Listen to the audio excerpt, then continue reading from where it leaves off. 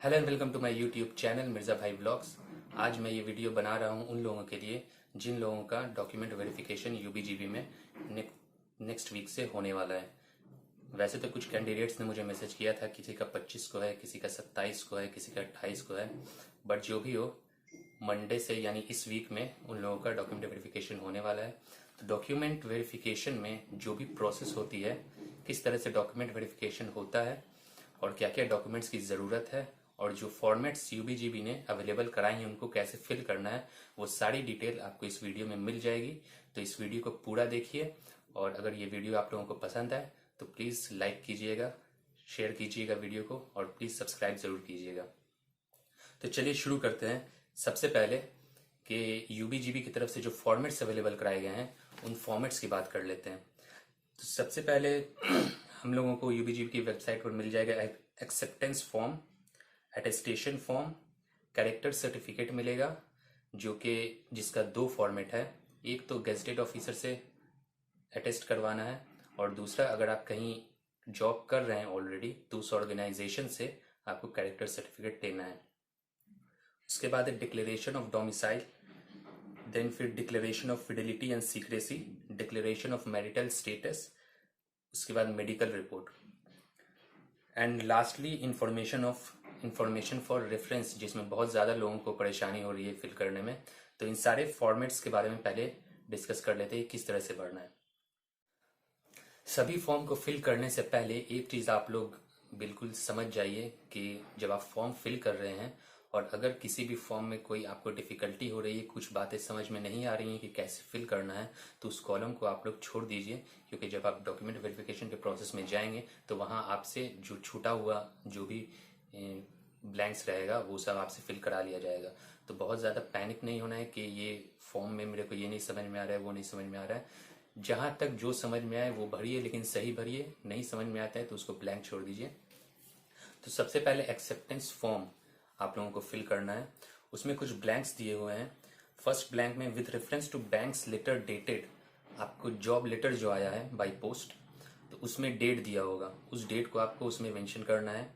उसके बाद next blanks में आपको अपना नाम देना है और फिर डेटेड टुडे में आपको जिस डेट को आपका डीवी है उस डेट को फिल करना है। उसके बाद नीचे दो ऑप्शन दिया गया है। I further declare that I am not engaged in any other employment, business, profession or vocation as on date of verification। तो अगर आप बिल्कुल नए कैंडिडेट हैं, आपने कहीं जॉब नहीं की है, ये आपकी फर्स्ट ज्वाइनिंग हो रही है, तो आप उस कॉलम को फर्स्ट को टिक लगा देंगे। अगर आप कहीं जॉब कर रहे हैं तो आप सेकंड वाले को टिक लगाएंगे और उसमें ऑर्गेनाइजेशन का नेम, एड्रेस और पोस्ट लिखेंगे। नेक्स्ट आपको नीचे में सिग्नेचर का स्पेसिमेन देना है। इसमें आपको इंग्लिश और हिंदी में सिग्नेचर करना है और उसमें ईमेल आईडी और कॉन्टैक्ट नंबर नीचे वाले कॉलम में आपको मेंशन करना है। उसके बाद नीचे आपको कुछ अपने साइन करने हैं योर्स फेथफुली में और डेट एंड प्लेस देना है। तो ये हो गया आपका एक्सेप्टेंस फॉर्म पूरा फिल हो गया। उसके बाद आता है अटेस्टेशन फॉर्म। अटेस्टेशन फॉर्म में सबसे ऊपर राइट साइड में आपको अपनी एक फ़ोटो लगानी है। हालांकि ये सारे जो फॉर्म्स हैं इनको आपको 3 कॉपी में ले जानी है, तो आपको अटेस्टेशन फॉर्म का भी 3 कॉपी रहेगा और तीनों पर एक एक फ़ोटो लगेगी। तो अटेस्टेशन फॉर्म में सबसे पहले आपको अपना नाम भरना है, फिर एड्रेस भरना है और थर्ड कॉलम में अगर आपका प्रेजेंट और कम्युनिकेशन एड्रेस सेम है तो उसको एज अबव लिख दीजिएगा, ज़्यादा उसमें कुछ करना नहीं है। उसके बाद आपको अपने फादर्स का नाम देना है, फिर एड्रेस देना है, नीचे जो भी कुछ थोड़े बहुत जनरल डिटेल्स है उसको फिल कर देना है, बर्थ डेट वगैरह। फिर 10th कॉलम में आपको अपना एजुकेशनल का जो भी डेट एंड डिग्रीज़ है, ईयर्स वगैरह, वो सब आपको फिल करना है। मैट्रिक का, इंटरमीडिएट का, ग्रेजुएशन का, अगर पोस्ट ग्रेजुएट कर चुके हैं तो उसका भी आप मेंशन कर दीजिएगा। 11th में अगर आप कहीं जॉब कर रहे थे तो उसकी डिटेल आपको दे देनी है। और फिर लास्ट में डिक्लेरेशन में आपको अपना साइन और डेट देना है। डेट वही होगा जो डॉक्यूमेंट वेरिफिकेशन का डेट रहेगा, ठीक है। उसके बाद आता है कैरेक्टर सर्टिफिकेट, और जैसा कि मैंने पहले बताया है कि 2 कैरेक्टर सर्टिफिकेट होंगे, एक गेजेटेड ऑफिसर का और एक अगर आप कहीं एम्प्लॉय हैं, अगर आप कहीं पहले से जॉब कर रहे हैं तो वहाँ से आपको कैरेक्टर सर्टिफिकेट लेना है, ठीक है। और वैसे कैंडिडेट जो कि कहीं जॉब नहीं कर रहे हैं, उनको अपने लास्ट अटेंडेड कॉलेज का कैरेक्टर सर्टिफिकेट लेना है। लाइक अगर आपने ग्रेजुएशन किया है तो जब आप ग्रेजुएशन कंप्लीट कर लेते हैं तो आपको कॉलेज की तरफ से कैरेक्टर सर्टिफिकेट मिलता है, तो उस कैरेक्टर सर्टिफिकेट की कॉपी आपको ले जानी है इन ओरिजिनल और फोटो कॉपी साथ में। फिर declaration of domicile. Declaration of domicile में भी आपको जनरल इन्फॉर्मेशन फिल करनी है, जैसे नाम और फुल एड्रेस तो नहीं देना है, बस आपको अपना, अगर आप जिस भी सिटी से हैं तो आपको वो सिटी का नाम उसमें मेंशन कर देना है। सेकंड वाले कॉलम में जो लिखा है the above is not my place of birth, अगर आपका प्लेस ऑफ बर्थ जो आपने फर्स्ट कॉलम में फिल किया है वो है तो आपको सेकंड वाले को स्ट्राइक आउट कर देना है। और नीचे में आपको नेम, अपना designation and nature of appointment देना है। जैसे अगर आपका पीओ में सिलेक्शन हुआ है तो प्रोबेशनरी ऑफिसर देना है, अगर आपको क्लर्क में सिलेक्शन हुआ है तो ऑफिस असिस्टेंट मल्टीपर्पज़ देना है, और नीचे में सिग्नेचर आपको करना है। डेट ऑफ अपॉइंटमेंट है, इसको आपको छोड़ देना है, नहीं भरना है। फिर है declaration of Fidelity and secrecy. इसमें आपको आई ब्लैंक है, उसमें आपको अपना नाम देना है, नीचे में सिग्नेचर करना है, फुल नेम देना है, डेजिग्नेशन में आपका जो डेजिग्नेशन है वो आपको उसमें मेंशन करना है। देन उसके बाद है signed before me signature name in full designation. इसको कुछ नहीं करना है, ये जब आपका डॉक्यूमेंट वेरिफिकेशन होगा तो वहाँ जो भी सर आपका डॉक्यूमेंट वेरिफिकेशन करेंगे तो वो इस कॉलम को फिल करेंगे, आपको इसमें कुछ नहीं करना है।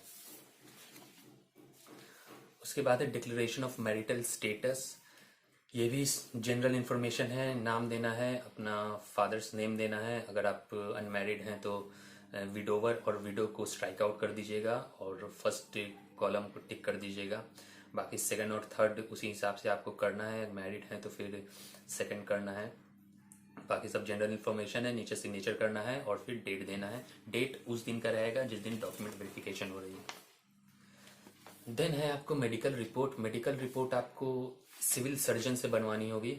आप जिस भी सिटी में है वहाँ के सिविल सर्जन के पास जा करके आप मेडिकल सर्टिफिकेट बनवा सकते हैं। उसमें ज़्यादा टाइम लगता नहीं है। जैसे कि मैंने जब बनवाया था तो मैं जब गया था बनवाने के लिए तो बस मुझे कुछ टेस्ट दिया गया था कि ये टेस्ट करवा कर लाइए। मैं टेस्ट करवा कर लाया और एक दिन में वो बना करके मेरे को मिल गया था। तो आप जाएंगे वहाँ सिविल सर्जन के, आपको बता दिया जाएगा कौन कौन से टेस्ट करवाने हैं, वो टेस्ट करवा करके आप रिपोर्ट देंगे और आपको मेडिकल रिपोर्ट बना करके मिल जाएगी। उसके बाद है इन्फॉर्मेशन फॉर रेफरेंस, जिसमें सबसे ज़्यादा लोगों को परेशानी हो रही है भरने में।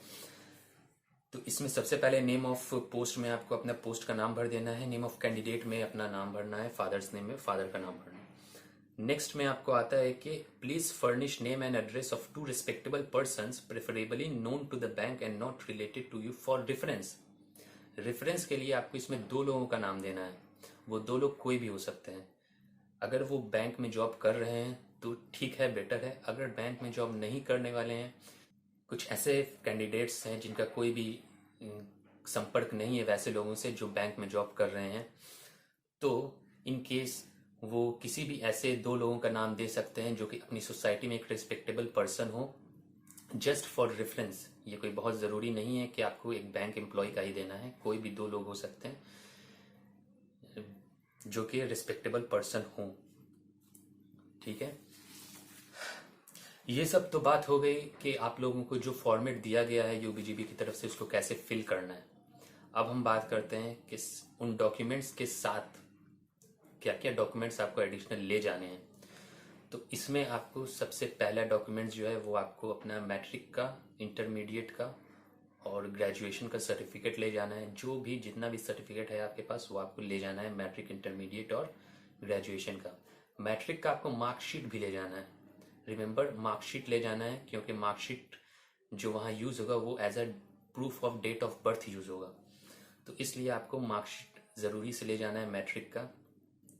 और मैं तो ये कहता हूँ कि मैट्रिक, इंटरमीडिएट, ग्रेजुएशन का सबका मार्कशीट आप ले जाइए, सबकी ज़ेरॉक्स करवा लीजिएगा। मार्कशीट ले जाइए, उसकी जो भी सर्टिफिकेट्स है वो सब ले जाइए। और वैसे ग्रेजुएट हैं जिनके पास फाइनल डिग्री नहीं है तो वो प्रोविजनल सर्टिफिकेट से भी उनका काम हो जाएगा। जैसा कि मेरे साथ हुआ था कि मेरे पास फाइनल डिग्री थी नहीं, तो मैं बहुत ज़्यादा परेशान हो गया था, बार बार यूनिवर्सिटी गया, लेकिन फाइनल डिग्री का नहीं मिल पाई मुझे। तो मुझे बहुत थोड़ा डर लग रहा था कि पता नहीं कैसे डॉक्यूमेंट वेरिफिकेशन में क्या होगा, कैसे होगा। लेकिन वहाँ प्रोविजनल सर्टिफिकेट एक्सेप्ट कर लिया गया, उसमें कोई प्रॉब्लम नहीं होती है। तो अगर आपके पास फाइनल डिग्री नहीं है तो आपका प्रोविजनल सर्टिफिकेट से भी ज्वाइनिंग का प्रोसेस कंप्लीट हो जाएगा। उसके बाद आपको पासपोर्ट साइज फ़ोटो ले जानी है। जैसा कि मेंशन किया गया है कि 7 पासपोर्ट साइज फ़ोटो और 1 पोस्ट कार्ड साइज फ़ोटो चाहिए। लेकिन मैं रिकमेंड करूंगा कि आप कम से कम 10 to 12 पासपोर्ट साइज फ़ोटो ले जाइए और at least 2 post card size photo ले जाइए, क्योंकि वहाँ डॉक्यूमेंट वेरिफिकेशन के टाइम ऐसा होता है कि थोड़ा पहली बार डॉक्यूमेंट वेरिफिकेशन के लिए जा रहे हैं तो नर्वस होते हैं। तो कहीं कोई फ़ोटो इधर उधर रखा गई, मिल नहीं रही है टाइम पर। जैसे कि आपने 7 फ़ोटो ले गई, अब उसमें से 1-2 फ़ोटो कहीं रखा गई, मिल नहीं रही है, तो फिर वहाँ पर थोड़ा सा पैनिक हो जाएंगे। तो इसलिए आप सेफ्टी के लिए 10-12 फ़ोटो साथ में रखिएगा, 2 पासपोर्ट साइज फ़ोटो रखिएगा। इन सभी डॉक्यूमेंट्स के साथ आपको आधार और पैन कार्ड का ज़ेरॉक्स कॉपी भी ले जाना है। जैसा कि सभी डॉक्यूमेंट्स की 5 कॉपीज़ ले जानी है, तो इन आधार और पैन कार्ड की 5 कॉपी ले जाइएगा। अगर वोटर आईडी है आपके पास तो वोटर आईडी भी रख लीजिएगा, अगर ड्राइविंग लाइसेंस है तो वो भी आप रख लीजिएगा। ये सब चेकलिस्ट में दिया हुआ है। तो बस यही है जो डॉक्यूमेंट वेरिफिकेशन में आपको डॉक्यूमेंट्स की ज़रूरत है। और कुछ लोगों का ये क्वेश्चन था कि सर कितने फ़ोटोकॉपीज़ ले जाने हैं। तो मैं तो रिकमेंड करूंगा, वैसे उसमें लिखा है ट्रिप्लिकेट फॉर्म में, यानी 3 कॉपी आपको ले जानी है सभी डॉक्यूमेंट्स की, लेकिन मैं रिकमेंड करूंगा कि आप एटलीस्ट 5 कॉपी तो ज़रूर ले जाइए। और जो फॉर्मेट्स हैं, जो यूबीजीबी ने जो फॉर्मेट्स अवेलेबल कराए हैं, उन फॉर्मेट्स का भी एक ब्लैंक, जितना भी फॉर्मेट्स है उनका आप कम से कम 3 कॉपी आप एक्स्ट्रा ले जाइए, कि अगर आपने अभी फिल कर दिए सारे फॉर्मेट्स को, वहाँ जाकर के पता चला कि कुछ एक पार्ट मेरे को नहीं फिल करना था, वो भी फिल हो गया, तो आपके पास 3 सेट रहेगा, आप निकालेंगे और वहीं पर फिल करके सबमिट कर देंगे। तो आप हर डॉक्यूमेंट्स का 5 फोटो कॉपी ले जाइए, ये मेरा रिकमेंडेशन है। 5 फोटो कॉपी ले जाइए और जो ब्लैंक फॉर्मेट्स हैं उनका 3-3 ज़ेरॉक्स अपने पास रखिए फॉर सेफ्टी, की अगर वहाँ ज़रूरत पड़ती है तो वहीं पर फिल करके आप सबमिट कर दें। तो ठीक है, ये तो बात हो गई कि फॉर्मेट्स को किस तरह से फिल करना है, क्या क्या डॉक्यूमेंट्स चाहिए वहाँ ले जाने के लिए। और अब बात करते हैं कि मेरा क्या एक्सपीरियंस था जब मैं गया था डॉक्यूमेंट वेरिफिकेशन के लिए, तो क्या प्रोसेस पूरा हुआ, उसके बारे में थोड़ा बात कर लेते हैं। ज़्यादा नहीं, 2-3 मिनट में बात को ख़त्म कर देंगे। मुझे डॉक्यूमेंट वेरिफिकेशन की जो मेल आई थी वो 8 अप्रैल को आई थी, और मेरा जो डॉक्यूमेंट वेरिफिकेशन था वो 23 अप्रैल को था। और जब मैं गया था डॉक्यूमेंट वेरिफिकेशन के लिए तो मुझे एक होटल में बुलाया गया था। वहाँ हम लोग जितने भी कैंडिडेट्स थे सब लोग वहीं बैठे थे। फिर हम लोगों को फर्स्ट फ्लोर पर बुलाया गया। फिर वहाँ जाने के साथ सबसे पहला जो काम हुआ वो हुआ कि बायोमेट्रिक वेरिफिकेशन, जिसमें आपका आइरिस स्कैन किया जाता है, और जो आपको जो लेटर भेजा गया है यूबीजीबी की तरफ से वो वहाँ पर चेक किया जाता है। उसके बाद से फिर आप लोगों को वहाँ पर जो डॉक्यूमेंट वेरिफिकेशन के लिए जो सर लोग बैठे रहते हैं, तो सबका टेबल बना रहता है, टेबल 1, टेबल 2, टेबल 3, टेबल 4। तो इस तरह से टेबल्स बना हुआ था। तो मुझे टेबल 4 पर बोला गया था जाने के लिए, तो मैं टेबल 4 पर गया था और मैंने वहाँ अपना सारा डॉक्यूमेंट्स जमा कर दिया। तो जो मैंने आप लोगों को बोला था कि आप लोग एक्स्ट्रा कॉपीज़ ले जाइएगा और एटलीस्ट 5 कॉपी ले जाइएगा, तो ये मैं बिल्कुल एक्सपीरियंस से कह रहा हूँ, क्योंकि जब मैं वहाँ पर गया था तो मैंने 3 कॉपी ट्रिप्लिकेट फॉर्म में अलग रखी थी, लेकिन उसमें से 1 कॉपी जो है वो बैग में रखी थी मैंने, लेकिन वो दूसरी जगह रख दी गई थी बैग में। तो वो उस वक्त मेरे को मिल नहीं रही थी, तो मैंने 2 कॉपी निकाल करके दी। फिर सर ने कहा कि एक और कॉपी चाहिए, तो मैंने देखा कि अरे 3 कॉपी तो थी मेरे पास, कई कहाँ। तो फॉर्चुनेटली मैंने जो 5 ज़ेरॉक्स कराया था उसमें से ही मैंने 1 कॉपी निकाल करके दे दी। फिर बाद में जब डॉक्यूमेंट वेरिफिकेशन सब हो गया, वहाँ डॉक्यूमेंट सब सबमिट कर लिए गए, और जो आपको बाई पोस्ट आया है लेटर वो भी वहाँ जमा ले लिया जाएगा। तो अगर सर लोग अपने पास जमा ले ले तो आप घबराइएगा नहीं कि क्या होगा। उसकी भी, उस लेटर की भी आप कई सारी जेरोक्स कॉपी, मैंने 5 करवाई थी, 5 मेरे पास अभी भी है, तो उसकी जेरोक्स कॉपी भी आप अपने पास रखे रहिएगा। सारे डॉक्यूमेंट्स मेरे सबमिट करा लिए गए थे, उसके बाद से मेरे को बोला गया कि जाइए। फिर मैं वहाँ से निकला और ये सब पूरा प्रोसेस होते होते मैं 11 बजे सुबह में गया था और 3 बजे मैं वहाँ से निकला। बहुत सारे कैंडिडेट्स होते हैं इसलिए काफ़ी टाइम लगता है अच्छे से डीवी करवाने में, क्योंकि उसमें बहुत से कैंडिडेट्स होते हैं, किसी का कुछ पेपर मिसिंग होता है तो उन लोगों से डिस्कस करने में काफ़ी टाइम लगता है। तो मेरा सारा पेपर सही था, तो सब कुछ हो गया सही से। और एक चीज़ और कि कंप्यूटर लिटरेसी का भी आपको एक सर्टिफिकेट ले जाना है। कंप्यूटर लिटरेसी में आपको DCA की सर्टिफिकेट चलेगी, ADCA की सर्टिफिकेट चलेगी, लेकिन प्रेफरेबल है कि आपको 1 साल की जो DCA की सर्टिफिकेट होती है वो आप अपने साथ ले जाइए तो ज़्यादा अच्छा होगा। तो ठीक है, ये तो बात हो गई कि मेरा जो एक्सपीरियंस था वो कैसा था। और अभी बात कर लेते हैं कि कुछ लोगों का क्वेश्चन था जो मुझे यूट्यूब पर कमेंट किया गया था, तो उन क्वेश्चंस को थोड़ा ले लेते हैं। एक तो क्वेश्चन था जो कि कई लोगों ने मेरे से पूछा था कि रेफरेंस फॉर्म को कैसे भरना है, तो वो मैंने वीडियो में बता दिया है कि किस तरह से भरना है। दूसरा क्वेश्चन था कि जिन लोगों का अभी इस बार रिजर्व लिस्ट में सिलेक्शन हुआ है तो उन लोगों का क्या चांस है सिलेक्ट होने का। तो देखिए, ऐसा कुछ कोई बता नहीं सकता है कि क्या चांस है, क्योंकि अभी जो लोग सिलेक्शन लेंगे, और हो सकता है कि इन सिलेक्शंस में जितने लोगों का भी सिलेक्शन हुआ है इनमें से कुछ लोग सिलेक्शन ना भी लें, क्योंकि IBPS PO और फिर SBI PO का भी मेंस गुजरा है, तो हो सकता है कि उनका मेंस अच्छा गया हो। तो जिनको कॉन्फिडेंस है कि भाई नहीं मेरा IBPS या SBI हो जाएगा, तो वो RRB नहीं लेंगे। इस कंडीशन में जो वैकेंट सीट रहती है उस पर रिजर्व लिस्ट के कैंडिडेट का नेक्स्ट ईयर सिलेक्शन होता है। तो ऐसा कुछ गारंटी से नहीं कह सकते हैं कि रिजर्व लिस्ट में जो आए हैं उनका सिलेक्शन होगा या नहीं होगा, लेकिन एक ऑप्टिमिस्टिक सोच रखिए। अगर आपका रिजर्व लिस्ट में हुआ है तो ज़रूर आपकी ज्वाइनिंग हो जाएगी। बट आप आगे भी कोशिश करते रहिए, जो भी एग्ज़ाम आ रहे हैं उनको देने की कोशिश करते रहिए। बिल्कुल आप इस चीज़ पर नहीं रहिए कि भाई रिजर्व लिस्ट में हो गया है तो भाई अब तो मेरी ज्वाइनिंग हो जाएगी कुछ टाइम बाद, तो हम बाकी एग्ज़ाम्स क्यों दें। आप एग्ज़ाम्स देते रहिए, रिजर्व लिस्ट में सिलेक्शन हुआ है, उसमें ज्वाइनिंग होती है नहीं होती है वो बात की बात है, लेकिन आप अभी अपनी आगे की प्रिपरेशन रेडी रखिए। एक और क्वेश्चन मुझसे पूछा गया था कि किसी कैंडिडेट्स के पास अगर कोई डॉक्यूमेंट्स अवेलेबल ना हो तो क्या एक्स्ट्रा टाइम मिलेगा डॉक्यूमेंट्स जमा करने के लिए। तो ये टोटली डिपेंड करता है जो सर आपका डॉक्यूमेंट वेरिफिकेशन ले रहे हैं, और अगर उनको आपका रीज़न वैलिड लगता है तो फिर आपको हो सकता है कि ज्वाइनिंग तक का टाइम मिल जाए, कि आप ज्वाइनिंग से पहले अपना डॉक्यूमेंट्स सबमिट करा दें।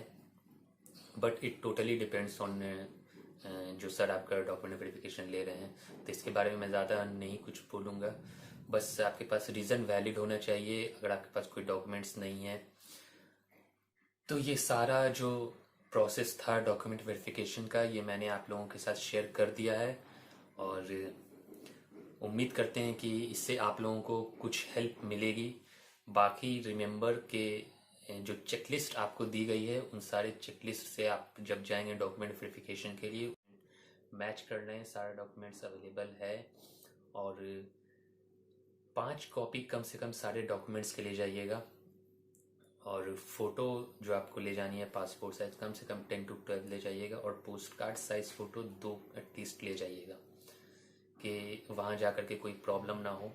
और क्योंकि अभी थोड़ा सा लॉकडाउन वाली स्थिति बनी हुई है, तो जब मेरा डॉक्यूमेंट वेरिफिकेशन था उस वक्त थोड़ा इससे ज़्यादा अच्छा वाला लॉकडाउन लगा हुआ था। तो जिन लोगों के पास कुछ डॉक्यूमेंट्स की फ़ोटो कॉपीज़ नहीं थी उन लोगों को फ़ोटो कॉपीज़ कराने में बहुत ज़्यादा प्रॉब्लम हो रही थी। तो उस केस से बचने के लिए मैंने आप लोगों को कहा है कि आप एटलीस्ट 5 फ़ोटो कॉपीज़ ले जाइए सारे डॉक्यूमेंट्स की, क्योंकि मैंने जो भी फ़ोटो कॉपीज़ ले गया था, तो मुझे वहाँ जा कर के ऐसा सिचुएशन फेस नहीं करना पड़ा कि कोई डॉक्यूमेंट की फ़ोटो कॉपी नहीं है तो उसको बाहर से करवाइए, या फिर कुछ कम करवा लिए फ़ोटो तो उसको बाहर से करवाइए, ऐसा कुछ नहीं करवाना पड़ा। एक्स्ट्रा कॉपी ले गया था तो मैंने सारे डॉक्यूमेंट्स वहाँ पर सबमिट कर दिए थे।